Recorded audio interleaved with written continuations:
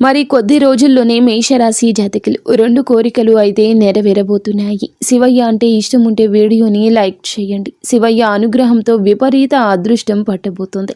ఎన్నడూ లేనిది ఈ రాశి వారికి సొంత ఇంటి కల సాకారం కాబోతుంది. అప్పుల బాధలో కూరుకుని ఉన్న వారికి అప్పుల సమస్య నుండి బయటకు వచ్చే మార్గం కనిపిస్తుంది. దినదినాభివృద్ధి చెందడం గమనిస్తారు. 3 ఉద్యోగాలు రావడము, ప్రమోషన్స్ రావడము, ఇతర దేశ ప్రయాణాలు జరుగుతాయి.